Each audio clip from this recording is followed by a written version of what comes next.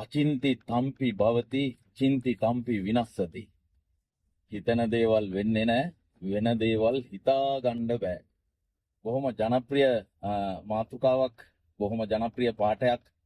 අද වෙනකොට ලංකාවාසී ජනතාව තමන්ගේ මානසික ආතතික තත්ත්වයන්ගෙන් විවිධ ප්‍රශ්න ගැටලු තාමත්ම මානසික ආතතික මට්ටමකින් ඉන්න වෙලාවක අපේ කත්නෝරුවේ ස්වාමීන් වහන්සේ සමාජගත කරපු පාලි පාඨය ගාථාව මේක උන්වහන්සේගේ අසහාය කටහඬත් එක්ක ඒ පෞරුෂයත් එක්ක ඒ උන්වහන්සේට තියෙන සමාජ දැනුම විශ්වවිද්‍යාල ශිෂ්‍යයෙක් විදිහට පාරේ අරගල කරලා අයිතිවාසිකම් වෙනුවෙන් සටන් ඇඳලා පොදු ජනතාවගේ අයිතිවාසිකම් වෙනුවෙන් කතා කරලා තරුණ කාලේ ඉඳන්ම එහෙම ආපු ගමනක ප්‍රතිඵලයක් විදිහට උන්වහන්සේ දන්නවා හරියටම සමාජයේ තියෙන ගැටලුව පිච් කරලා කතා කරන්නේ ඒ නිසා මේක ගොඩක් ජනප්‍රිය වුණා. ඒ ගැන ඉතාමත්ම සන්තෝෂයි. සහ දසදහස් ගණනින් මං හිතන්නේ අපි වැඩියෙන්ම ක්‍රවුඩ් එකක් දැකලා තියෙන ওই දේශපාලන රැස්වීම් වල එහෙම නැත්නම් ඉතාමත්ම ජනප්‍රිය සංගීත කණ්ඩායමක් මේ අවුට්ඩෝර් පර්ෆෝම් කරනවා නම් ඒ වගේ තැනක තමයි අපි ලොකු ජනතාවක් දැක්කේ. ඊට අමතරව අරගලයේ කාලෙත් සෑහෙන විශාල ජනතාවක් අපි එකට එක්රැස් වෙලා ඉන්නවා දැක්කා.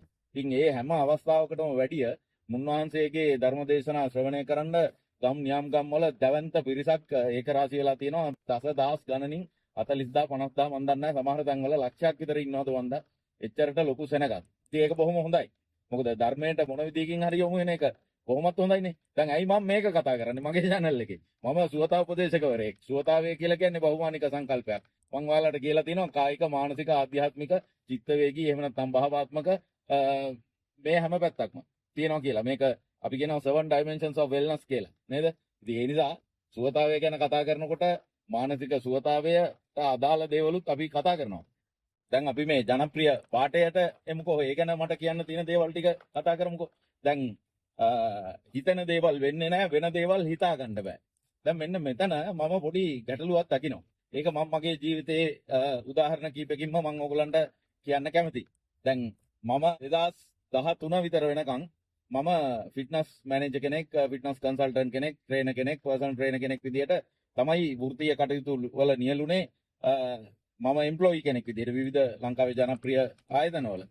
ඉතින් එතකොට මම හිතුවා කවදා හරි මම මගේ මේ තියෙන දැනුම පාවිච්චි කරලා ෆිසිකල් ෆිට්නස් ඇකඩමි එකක් කරන්න ඕනේ කියලා හිතුවා. ඉතින් ඒක මොකද උනේ 2015 වෙනකොට ඒක යථාර්ථයක් බවට පත් වෙලා 2017 වෙනකොට ඒක සම්පූර්ණයෙන්ම හොඳ ලොකු වර්ග 4000ක විතර ට්‍රේනින් ෆැසිලිටි එකක් එක්ක ෆිට්නස් කොලෙජ් එකක්, ෆිට්නස් ඇකඩමි එකක් ස්ටාර්ට් කරා. ඊට පස්සේ මම පාසල් යන සමයේදී හිතුවා මම කවදා හරි ජීවත් වෙන්නේ තට්ටු දෙකේ ගෙදරක කියලා. එක එක තියෙනවනේ අදහස් සිහින එහෙම. ඉතින් තට්ටු දෙකේ ගෙදරක. ඉතින් මම අද තට්ටු දෙකේ ගෙදරක හිමිකාරයෙක් දරනවා. ඊළඟදී මම 2015 විතර වගේ ඉස්සෙල්ලාම දැක්කා Honda Vessel කාර් එකක්. රතු පාට Honda Vessel කාර් එකක්. මම දන්න කියන මේ මහතෙකුගේ වාහනයක් අපිත් එක්ක එක්තරා කොන්ෆරන්ස් එකකට සහභාගී වෙන අවස්ථාවක. ඉතින් මම හිතුවා මමත් කවදා හරි දවසක මේ Vessel එකක් ගන්න ඕන. මම ගොඩක් මේ වයින් රෙඩ් කලර් එකට කැමති. ඒ නිසා ඒ පාට වාහනයක් ගන්නවා. කෙසේ වෙතත් මට පස්සේ තේරුණා ඒ කලර් එකට වැඩිය සුදු පාට කලර් එක හොඳයි. හැබැයි මම මේ දැන් කතා කරන්නේ අන්නේ එදා හිතපු වාහනය ඇතුළේ ඉඳගෙන තමයි මේ කන්ටෙන්ට් එක මෙකන්නේ. හිතපු දේ වෙලා තියෙනවා. හරිද? තරක කියන්නේ මොකද්ද? හිතන දේවල් වෙන්නේ නැහැ. දැන් එතකොට ඒක පොසිටිව්ද නෙගටිව්ද? ඒක පොඩ්ඩක් නෙගටිව් ගතියට වරයි නේද? එතන පොඩි ගැටලුවක් තියෙනවා. තව මේ වගේ මට ඕන තරම් ඔයාලට උදාහරණ දෙන්න පුළුවන්. අපි සාමාන්‍යයෙන් අපි මොටිවේෂන්, අපි ප්‍රේරණ වැඩසටහන් වලදී අපි කියනවා ලෝකේ මේ මෝටර් රථය දෙපාරක් හැදිලා තියෙනවා.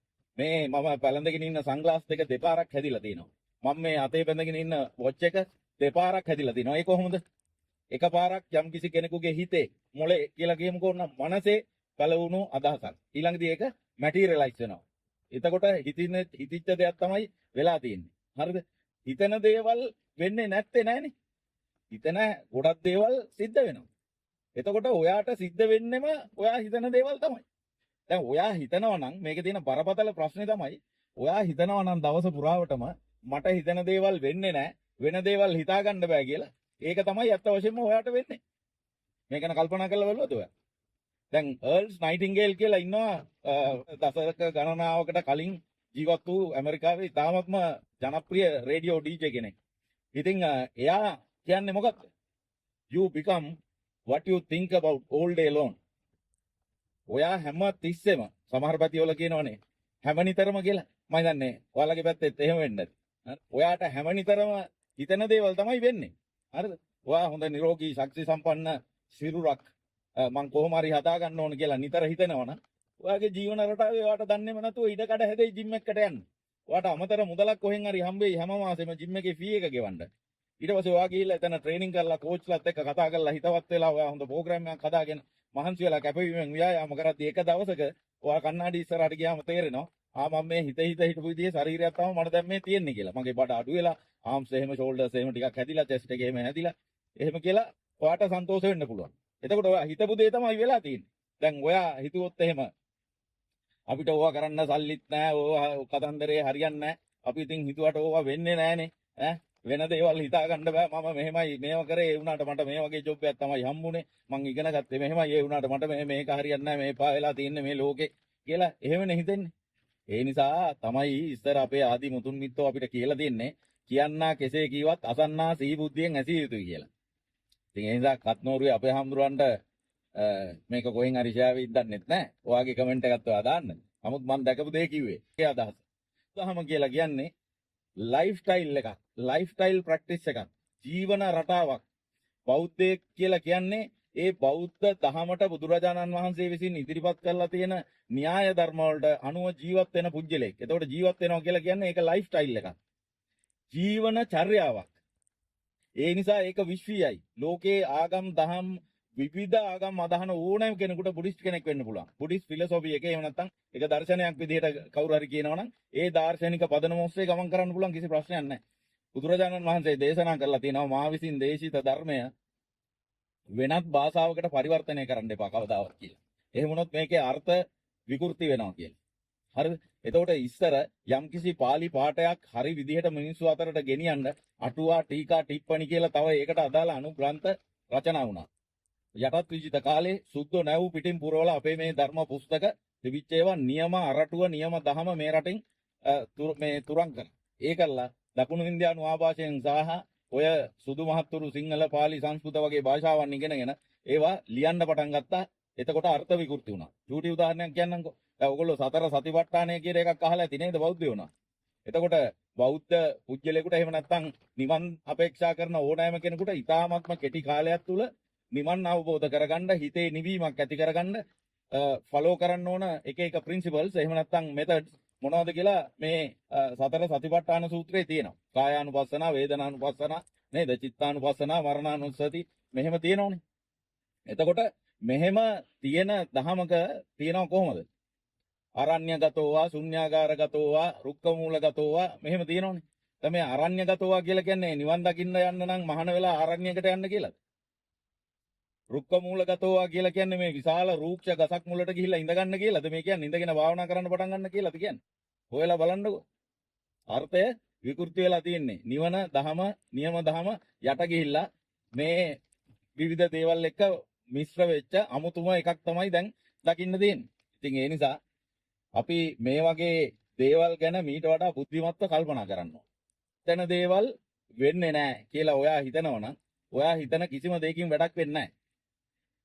හරිද? වෙන දේවල් හිතා ගන්න බෑ ඒක නම් ඒකට පොඩ්ඩක් හරි මොකක් හරි කියද හැකි. දැන් අපි හිතුවේ නෑනේ මේ පෙරදෙනි යකාපාලම ගලවන ගැලවෙන සයිස් එකේ මාවිලිකන්ගේ වතුරෙයි කියලා නේද? සමහර ළමයි ජිම් එකට ගිහිල්ලා ට්‍රේනින් කරනවා.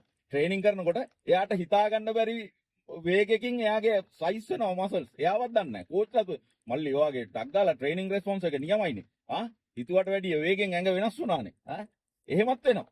ධනාත්මක පැත්තට. හරිද? වෙන දේවල් හිතා ගන්න බෑ. සමහරුන්ගේ බඩවල් අඩු වෙනවා මාසෙන් දෙකෙන්. ඇයි ඒගොල්ලන්ගේ පරිවෘත්තීය වේගය, ඒගොල්ලන්ගේ ඇඟේ තියෙන brown fat cells, ඒගොල්ලන්ගේ mitochondrial density එක, muscle fiber type එක, ඒවා ඉතාමත්ම favorable body transformation එකට. ඉතින් වෙන දේවල් හිතා ගන්න බෑ ඥාති හිත මිත්‍රාදීන්. ඒකත් ධනාත්මකයි. ඒ නිසා මේ ආටය ගැන ඔයා නැවත හිතලා බලන්න. හරිද? ඒ නිසා හිතන්න එපා මේ දහමට අගෞරවයක් කරා හරි මේ ජනප්‍රිය ස්වාමීන් වහන්සේ නමක් විවේචනය කරා කියලා හරි. නෑ. ඔයා මේක පොඩ්ඩක් මොඩිෆයි කරගන්න ඔයාගේ සාර්ථකත්වය වෙනුවෙන්. ඒකයි මං කියන්නේ. හරිද? එහෙම නැතුව මේ බුදුදහමේ බුදුරජාණන් වහන්සේ හෝ රහතන් වහන්සේ නමක් විසින් ජනතාවට අහිත කර දේවල් කවදාවත් ඒගොල්ලන්ගේ මුවෙන් දේශනා වෙන්නේ නැහැ. අනිවාර්යයෙන්ම ඒක පුද්ගලයාගේ මනුෂ්‍යයාගේ දෙවි බඹුන් මිනිස්සු සියලු දෙනාගේ යහපත වෙනුවෙන් තමයි උන්වහන්සේලා ඒවා දේශනා කරලා තියෙන්නේ ඕනෑම අවස්ථාවකදී. ඉතින් ඒ නිසා හොඳට මතක තියාගන්න හිතන දේවල් වෙනවා. හරිද? සමහර විට වෙන දේවල් හිතා ගන්න බෑ. unbelievable. right?